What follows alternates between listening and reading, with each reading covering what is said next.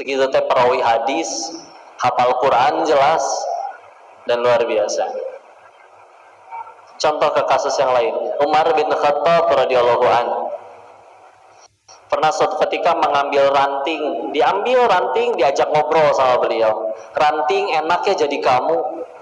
Kata yang melihat, kenapa ranting itu enak?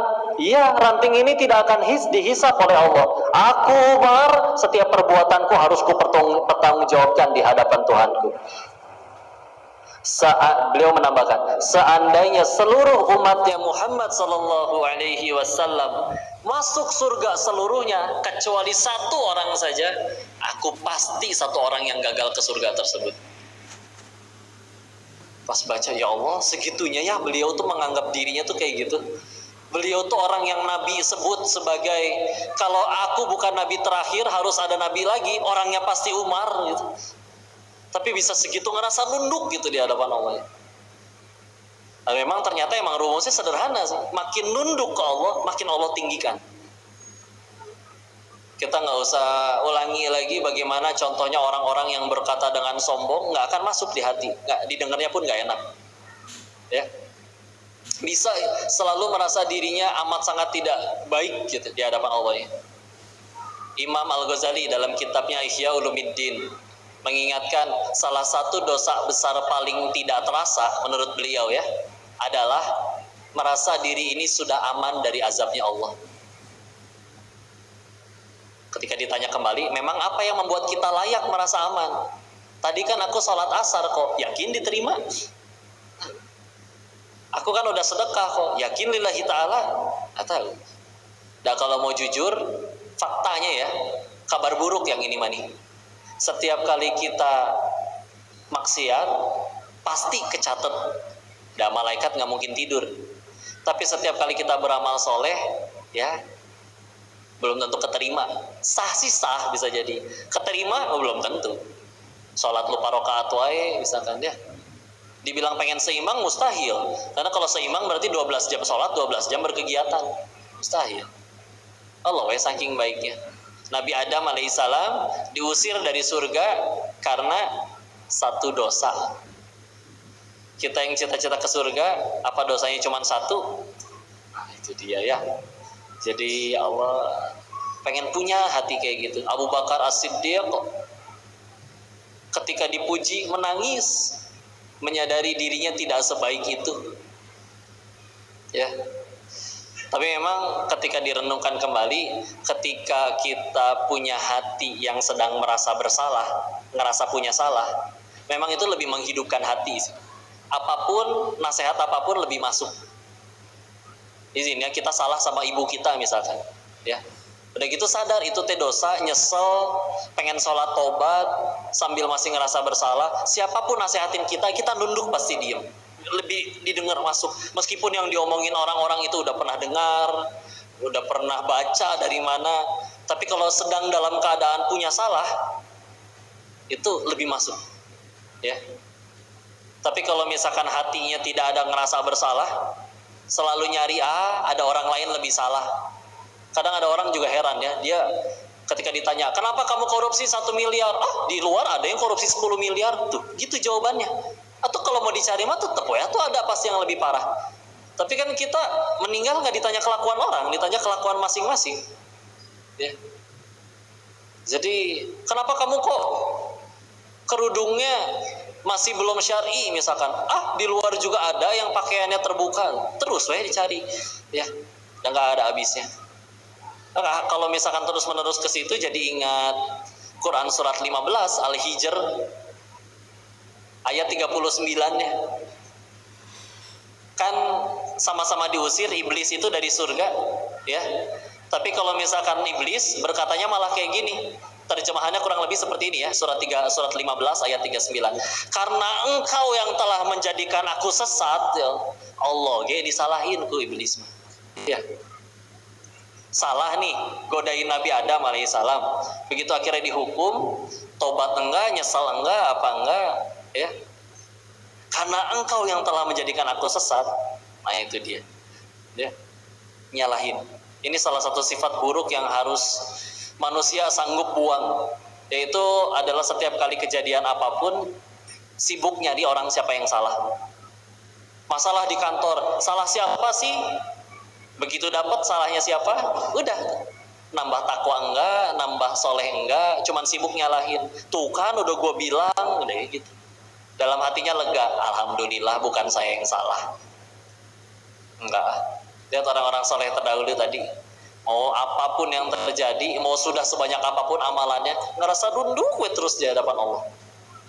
Saya lagi, itu menghidupkan hati, ya, sehingga akhirnya terus-menerus mendorong pengen jadi tambah baik, pengen jadi manfaat bagi umat.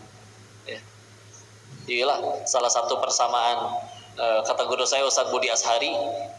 Ada seorang ulama tafsir pernah berkata, orang yang wafat dalam keadaan memikirkan dirinya sendiri saja, maka dia disebutnya mati kerdil, nggak jadi apa-apa. Ya. Tapi ada persamaan di antara orang-orang yang berhasil menjadi orang besar, orang tokoh, orang hebat. Ya. Persamaannya, salah satu persamaan utamanya adalah mereka lebih banyak memikirkan orang lain. Beneran, jadi besar, jadi hebat, jadi mulia. Beneran lah, makin nunduk, makin dimuliakan oleh Allah. Ya. Insyaallah. Maka kenapa manusia, ada salah satu pendapat unik ya, kenapa manusia itu lebih mulia, sampai malaikat kan nanya kan di ayat Al-Baqarah 30-nya, wa idz qala rabbuka lil malaikati inni ja'ilun fil ardi khalifah qalu ataj'alu fiha man yufsidu fiha wa yasfiku ad-dima wa nahnu nusabbihu bihamdika wa nuqaddisu lak qala inni a'lamu ma la ta'lamun. Malaikat nanya, serius, bahasa kitanya ya, serius ini manusia yang pengen dijadikan pemimpin di muka bumi, dia bakal ngerusak loh, sedangkan kami tidak berhenti bertasbih dan menyucikanmu dan memuji dan menyucikanmu. Kata Allah, aku lebih mengetahui, engkau tidak mengetahui. Kata salah seorang guru saya begini, karena dulu makhluk-makhluknya Allah itu jelas kalau malaikat memang diberi taat, tapi memang tidak diberikan hawa nafsu, jadi nggak bisa membangkang. Bangsa jin dulu kalau kita baca kisah-kisah Israiliyat, nanti disebutkan di situ namanya adalah Azazil, diambil dari kata Aziz juga yang perkasa, karena memang ibadahnya itu luar biasa. 70.000 tahun ibadah tanpa celah. Ya, dan dia mendapat kemuliaan itu. Ya. Tapi tetap, bahkan kalau baca tafsiran surat Al-Isra ayat ke-1 ya tentang Isra Mi'raj, kan ada salah satu pertanyaan yang sering muncul. Wahai Rasulullah, engkau tuh melihat Allah nggak di situ? Ya, ada yang menyebutkan akhirnya melihat, tapi melihat dengan berkata nurun ala nur, cahaya di atas cahaya. Tapi para ulama sepakat bahwa baik nggak ada satu makhluk pun, makhluknya Allah yang pernah nyampe ke tingkatan lebih tinggi dari langit ketujuh kecuali Rasul, karena sudah nyampe Sidratul Muntaha. Karena malaikat Jibril hanya nganterin. Dan dulu Iblis itu, Azazil itu, sebelum akhirnya durhaka, itu juga tidak bisa nyampe ke tingkatan paling tinggi itu. Cuman bedanya apa? Kalau Iblis menggapai kemuliaan itu dengan kekuatannya, ya, dengan kekuatannya. Tapi kalau bicara kekuatan, Allah maha kuat, Allah pasti lebih kuat. Kalau manusia, kenapa akhirnya Allah angkat derajatnya? Karena lihat, Masya Allah, Nabi Adam salah satunya adalah menggapai kemuliaannya adalah dengan cara nunduk di hadapan Allah. Dan itu satu-satunya yang tidak bisa dilakukan Allah. Karena Allah khalik, Allah nggak bisa jadi hamba. Ya, Azazil menggapai tingkatan itu, tapi karena kekuatannya, tapi Allah lebih kuat. Nabi Adam alaihissalam manusia menggapai kemuliaannya karena manusia itu, lihat semua manusia-manusia yang tadi saya sebutkan menggapai kemuliaannya dengan cara apa? Salah satunya nunduk di hadapan Allah, makin nyuksruk makin Allah angkat derajatnya. Dan ini Allah nggak mungkin menjadi makhluk, Allah nggak mungkin menjadi hamba karena Ia Tuhan pencipta. Karena tidak ada makhluk lain yang sanggup gitu ya. Ya udah, Allah memang makin suka dengan hamba yang makin menunduk makin Allah angkat. Ya. Makanya kadang kalau pengen dapat mulia, dapat apa, sebenarnya ternyata malah makin nunduk di hadapan Allah, makin ngilang gitu, makin gak ngaku-ngaku. Karena makin ngaku-ngaku udah makin gak enak. masjid rame sama anak-anak misalkan, diusir misalkan, kalian tuh, bapak tuh capek tahu ngebangun masjid ini, 5 tahun jasa bapak bangun masjid ini, Masya Allah, itu pahala 5 tahun bisa hilang gara-gara 15 detik bu, ya. Padahal kalau diingat lagi, 50.000 tahun sebelum si bapak dan si masjid itu diciptakan, Allah sudah tetapkan akan ada masjid di situ, dibangunnya melalui orang-orang ini wasilahnya. Berarti kan sejatinya yang ngebangun teh Allah. Tapi maha baiknya Allah, manusia yang jadi jalannya diizinin tuh kamu kecipratan pahalanya. Satu tapi syaratnya, ngilang, gak usah ngaku-ngaku. Udah ini mah Allah. Ya. Sama nih sedekah nih di lampu merah, Pak punten ngasih. Sejatinya itu karena memang ada rezeki si bapak itu yang nyangkut di dompet kita. Mau kita tahan kayak gimana, kalau kata Allah itu punyanya hamba Allah yang lain, nyampe pasti. Berarti kan aslinya setiap kali kita sedekah, hakikatnya Allah yang sedang bersedekah kepada makhluk. Ya. Tapi maha baiknya Allah sama, kita diizinin kecipratan pahalanya. Tapi dengan cara apa? Udah ngilang, bukan saya. Punten Pak, titipan di Allah. Ya. Dan lebih menenangkan lah. Karena makin kita akuin, aduh repot ya. Dan kita tahu gelar, tahta, pujian makhluk enggak sama sekali bukan jadi jalan kemuliaan. Jangankan gelar agama, dipanggil syekh, dipanggil kiai, dipanggil ustaz, apakah kalau di depannya sudah ada kahalnya pasti ke surga? Allahu alam, Allah yang punya hak menentukan. Apalagi gelar akademis, ya. Tar dulu, itu harus diulangin sambutannya. Gelar saya itu ada DR depannya, baru nama, baru ada MM, ada apa lagi, tank, mage, bukan ya, bukan itu ya, Insya Allah. Dan tersinggung kalau tidak disebut, enggak capek lah, udahlah. Padahal ternyata pengen makin mulia, ternyata makin nunduk, Bismillah. Sehingga kadang cara diri ini ya, kalau menghadapi futur iman yang pasti akan terjadi, memang salah satu caranya tadi nunduk. Dengan cara apa? Ingat kita pernah punya dosa seperti apa. Kira-kira ingat dosa-dosa yang orang lain gak tahu, tapi aku tahu dan Allah juga pasti tahu jelas. Setiap kali kita pengen futur, lalu setan ngasih was-was nih, tuh lihat orang-orang yang lain sholat aja belang bentong, sholat cuma 5 waktu sih 5 waktu, tapi zuhur 2:30, asar 5:30, duha nggak pernah kelihatan, tahajud seumur hidup nggak pernah, dakwah nggak pernah. Udahlah, nggak usah ngoyo-ngoyo banget, ya. Kalau ada was-was syaitan kayak gitu, nggak ada bisikan pikiran pengen mikir kayak gitu, langsung dilawan. Dia yang tadi kamu sebut cuma 5 waktu, tanpa duha, tanpa tahajud, masih bisa nggak ke surga? Bisa banget. Kenapa? Karena saya tahu dia nggak punya dosa sebanyak diri ini. Apalagi kalau kita pernah sadar, pernah punya dosa yang ampun nyesel banget ngelakuin itu, maka itu bisa dijadikan untuk, ya Allah, kalau untuk diri pribadi ya Allah, layak diri ini engkau matikan ketika masih di Thailand,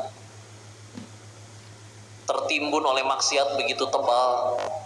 Tapi maha baiknya engkau malah diizinin pulang, ketemu guru-guru ngaji, diizinkan ketemu bapak ibu soleh-soleha, datang ke sini gak diajak ngaji, gak diajak maksiat, diperlakukan sopan, Masya Allah teh, orang-orang teh meni pada barager, ya. Padahal mah kalau mikir, setelah yang dah asli nama bener. Si Kodenis ini cuma hamba Allah yang terlalu banyak dosanya, Allah kepalang baik, bener-bener ditutup terus. Terus cita-cita sama pengen ke surga dengan dosa yang lebih banyak daripada orang kebanyakan itu, terus ngerasa bisa ke surga dengan 5 waktu yang ala kadarnya gitu, tanpa ditambah ibadah yang lain, gak pengen menghafal lebih banyak, gak pengen zikir lebih banyak, gak pengen belajar lebih banyak, baca dan belajar lebih banyak. Asa gak masuk akal secara matematikanya juga. Jadi setiap kali capek, ya Allah, belum pantas kendor ibadahnya. Tapi kan kok udah tobat, tapi kan nggak pernah dapat SMS selamat tobat kamu telah diterima gitu. Nggak ketahuan. Mau pede nggak berani, ya. Nah, gimana tuh ya? Apa sudah mikir kayak gitu? Udah nggak bisa. nggak bisa futur, belum bisa, belum saat. Ya, udahlah, Bismillah. Jadi kedorong lagi. Apalagi yang dilakukan ketika futur? Ini juga boleh dirutinkan, Bu. Wisata rohani. Kemana wisata rohaninya? Ke kuburan misalkan. Iya, ngelihat. Iya, ngelihat, ya Allah, dia teh dulu lebih kaya dari keluarga kami. Enggak tuh, dikubur juga, hartanya nggak ngikut. Ya. Ke rumah sakit, ya, ketemu orang yang terenggut kebebasannya, sakit, tiap hari harus menahan rasa sakit. Ya. Kalau kemarin sempat diajakin di dokter Junjunan tuh, ada masuk ke agak ke belakang rumah singgah Al-Fatih. Ya. Kalau di Surabaya pernah diajak ke rumah kanker Indonesia. Itu tempat-tempat menampung orang-orang dengan sakit yang tidak biasa, tapi benar-benar dibiayai di situ. Ketemunya sama siapa kalau ke situ? Orang-orang yang udah divonis dokter umurnya 6 bulan lagi. Kalau yang di rumah singgah ketemu anak kecil umur 3 tahun. Tapi penyakitnya bukan migrain, Bu, bukan panu, bukan apa. Penyakitnya bocor jantung, kebayang, Bu. Ada lagi anak yang ini 2,5 tahun, namanya Bilkis, baru mulai bisa jalan, tapi perempuan, tapi teh botak. Kenapa botak? Di sini udah banyak jahitan di kepalanya, dan kayak di kepalanya, di bekas sebelah jahitannya itu kayak diselipin besi gitu di dalamnya. Pas ditanya ke ibunya, ini teh apa? Selang, karena ada tumor di otaknya, jadi harus dipakein selang di kepalanya. Umur 2,5 tahun. Datang lagi anak umur 5 tahun waktu itu, masih cantik, Masya Allah. Sumur ande ini mungkin, Masya Allah ya. Si cantik-cantiknya. Dan manja. Ngedatengin teh langsung minta dipangku. Tapi punten bisa. Pas lagi dipangku saya mencium aroma bau daging kebakar, tahu? Karena ternyata si anak ini, ternyata memang dia aslinya nggak punya sakit yang kayak kronis hidrosefalus apa segala, nggak ada. Tapi dia masuk di situ karena satu, dia udah memang anaknya dia nggak punya ayah. Terus penyakitnya adalah lagi tidur, rumahnya kebakaran, kasurnya kejatuhan lilin. Jadi di atas kasur yang terbakar itu dia tidur. Jadi karena dia pakai hijab ya, jadi cuma wajahnya doang yang kelihatan. Dari leher sampai ke lututnya itu luka bakar semuanya. Makanya ada bau nanah gitu, kebayang. Tapi ceria gitu, Insya Allah. Saya tanya, nyesel, seneng gak sih tinggal di sini? Seneng kan, banyak teman-teman. Pernah marah gak sama Allah? Teman-teman yang lain gak harus minum obat, gak sakit. Enggak, marah juga. Marah kenapa? Ini kan senang bisa main, mamah juga ada. Belum ada ilah di hatinya, gimana sih? Belum punya kepengen yang lain-lain. Bunda-bundanya juga dahsyat. Ada nama anaknya Ardel, umur 9 tahun. Si bunda ini menantikan putrinya ini 8 tahun kosong, nggak punya anak. Setelah 8 tahun akhirnya lahir, tapi begitu tumbuh besar kok ada penyakit yang akhirnya memang sampai hari ini masih belum bangun dari komanya. Sampai sekarang udah umur 9 tahun masih koma. Ya. Yang Masya Allah ketika ditanya ke mamanya, ibu, atau gimana perasaannya menanti anaknya 8 tahun, begitu punya anak kayak begini keadaannya. Jawabannya teh sederhana, cuman ngomong kayak gini tapi mantap. Nggak apa-apa, kan saya yang minta. Kan dulu saya yang minta putriku ini. Terus udah dikasih, saya pengen ngelunjak gitu. Saya pengen yang sehat ya Allah, saya pengen yang gini. Nggak berani beliau minta kayak gitu juga. Dan ini kan saya yang minta. Kadang kita kalau mikir lagi, kadang bisa jadi kita kayak gitu tuh ke Allah, gitu ya. Atau misalkan lagi bertamu gitu, ya. Pak, punten Pak, saya lapar pisan Pak, tolong Pak, apa saja Pak. Yang penting saya bisa makan. Kata dermawannya teh, punten, ini ada roti. Jangan roti atau pizza, meureun pizza. Kan ngelunjakan itu namanya ya. Masya Allah. Nah, tapi si ibu teh sederhana we itu mah. Nggak apa-apa, kan saya yang minta. Si ibu teh Masya Allah. Udah pengen punya hati kayak gitu teh ya. Terus saya telaten, mandiin anaknya, disekain. Komanya, koma tapi tetap tumbuh Bu ya. Sampai setinggi ibunya itu badannya. Itu koma sih koma tapi tetap tumbuh. Ya. Itu ke sana Bu, ke tempat-tempat kayak gitu. Amat sangat menghidupkan hati. Karena seketika langsung masalah kita langsung jadi receh. Hati udah hidup, pengen berani bertingkah gitu di tempat kayak gitu, ngerasa sombong, dasar kamu begini, dasar enggak berani. Nunduk, pasti nunduk, malu.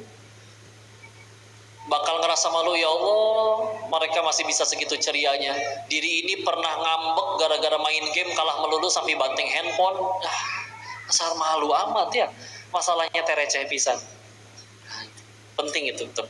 Ketika kalau lagi futur silakan kalau mau diagendakan. Gak usah nunggu futur sih, kalau mau rutinin aja sebulan sekali atau apa. Ya. Ibu, nyenengin mereka mah gampang, bawa nasi bungkus udah seneng Bu. Coba yang muda-muda nyenengin pacarnya, kalau nggak dibeliin iPhone yang terbaru nggak seneng dia. Ya, repot. Ya, makannya kudu di mall. Ya, nggak mau diajak di pinggir jalan. Ya, biar agar dia tetap cantik kudu modalin skincare-nya. Ya, biasa. Padahal skincare terbaik mah hati yang lillah, lah gampang. Ya. Kita tahu kan, kalau ada wanita tinggi, cantik, putih, Allah sebagai seperti bihun gitu ya. Bihun juga kan gitu ya, langsing, putih, cantik gitu ya. Tapi lisannya nyakitin, ya. Selalu negatif. Orang baru datang, ngapain? Pasti pengen minjem duit. Nah, enak ya. Padahal dia lagi ada rezeki, pengen bagi-bagi. Mendung kayak gini, ngeluhnya panjang. Ya Allah, ngaco nih memang Allah. Masa mendung kayak gini? Ini mendung, nanti lewat depan Marnat, macetnya, lampu merahnya seumur hidup. Ada bu lampu merah seumur hidup?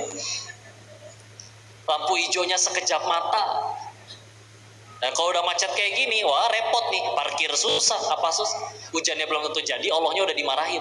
Udah ngerembet kemana-mana. Negatif, we. Macet Bandung udah luar biasa parah. Di luar negeri nggak ada di macet kayak gini. Padahal ke luar negeri belum pernah. Yang penting komplain we dulu ya. Bangun tidur lapar, mah ada sarapan apa nih mah? Ada nasi kuning deh tuh di depan. Nasi kuning yang di depan, kuning yang dipucat. Tapi sambil dicemilin habis pelan-pelan. Ya Allah, ribet ya. Bangun tidur ngeluh, badan tuh remuk, bohong ya. Coba badan remuk betulan, bisa bangun Bu? Enggak ya. Kerja segitu teh besok gajian, ngeluh. Kepala saya tuh pecah ngerjain ini, bohong. Coba kepala pecah di kantor, darah di mana-mana ya, harus dipel. Terus negatif, ya. Kalau ada orang dapat kebaikan kayak enggak bisa terima. Paling juga nyongkok. Teman sekolahnya dapat sepatu baru, mobilnya lebih baru, paling bapaknya korupsi lagi. Enak tuh, naudzubillah lisannya teh. Ya. Naudzubillah. Itu capek ya. Ada kedengkiannya, ada kesombongannya. SMS jadinya. Syusyah melihat orang senang melihat orang syusyah ya. Oh, ini penyakit hati yang paling menderita ya, karena meletakkan kebahagiaannya di orang lain gitu. Orang lain menderita baru dia bahagia. Capek sekali itu ya. Padahal kalau kita jujur, tadi kaitannya soalnya iman, makin tinggi iman makin baik akhlaknya memang ya. Nah, padahal kalau kita bicara akhlak, sederhana sekali lagi. Akhlak di dalam Islam itu ibarat buah ya. Namanya buah kan pasti ada pohonnya, ada akarnya, ada batangnya. Sehingga ini juga harus bisa menjawab, sekali lagi menjawab. Kadang ada orang bertanya, kok saya mah nanti aja berhijabnya, yang penting hati saya hijab, yang penting hati saya baik katanya. Maka lihat tuh di luar tuh kok ada yang gak sholat, sedekahnya lebih banyak daripada yang sholat. Ada yang gak sholat, lisannya lebih santun daripada yang sholat. Oke, kita terima dulu aja ya. Tapi bismillah, yang kami ketahui di dalam Islam itu akhlak sekali lagi ibarat buah. Ada akarnya, ada batangnya. Apa akarnya? Tauhid, akidah yang benar ya, yang bertauhid kepada Allah. Termasuk bertauhid itu nggak cuma meyakini Allah itu satu ya, Tuhan itu satu, nggak cukup. Tapi lengkap rezeki dari Allah, tidak ada yang bisa mencelakai dirinya selain Allah. Jadi yang tauhidnya benar tuh nggak akan lewat tempat gelap ada pohon gedenya, punten mbah saya nggak ganggu, nggak usah bu, beneran ya, jangan dilakuin. Seolah-olah meyakini ada hal lain selain Allah yang bisa mencelakai dirinya. Punten, kumpul seluruh jin seplanet bumi ingin mencelakai kita, Allah nggak kasih izin, nggak akan terjadi apa-apa, beneran. Ya. Nggak akan lagi berkata, kok jangan foto bertiga, yang di tengah nanti mati duluan. Enggak, yang moto bakal mati, si A bakal mati ya. Punten ya, kebenaran ini mah ya, yang nggak difoto bakal mati. Nah, kita udah sering bahas masalah mati itu yang paling penting bukan karena apa, tapi sedang apa. Kok matinya karena COVID, tapi sedang sujud terakhir, aman insya Allah, husnul khotimah. Kok matinya di Masjid Al-Murabi, Masya Allah, soleh amat, lagi ngapain matinya? Lagi nyolong speaker, jatuh ketiban. Ya.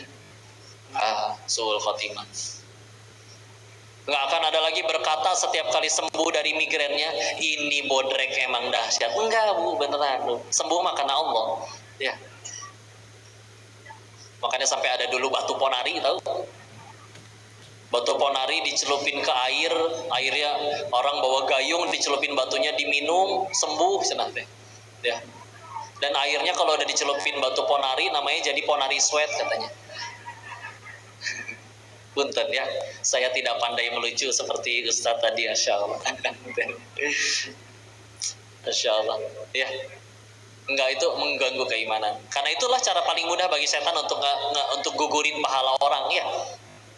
Orang udah ibadah kayak gini nih, kita ngaji. Sulit bagi setan untuk membuat kita beres ngaji gini ngerampok bareng-bareng, susah. Tapi gimana caranya untuk supaya setan gak suka kita dapat pahala? Gimana pengen pahala kita gugur? Digoda minimal keimanannya. Ya, iya sholat mah sholat sana silakan. Tapi kalau toko sepi itu datang ke mbah yang itu nanti rame lagi. Terus tauhidnya penting banget, Masya Allah. Ya, perlu benar-benar dijaga ya tauhidnya. Setelah bertauhid dengan benar, akarnya sudah bertauhid, lalu batangnya adalah syariat yang dijaga, ya. Akan rela tingkah laku dan kesehariannya ikut syariat.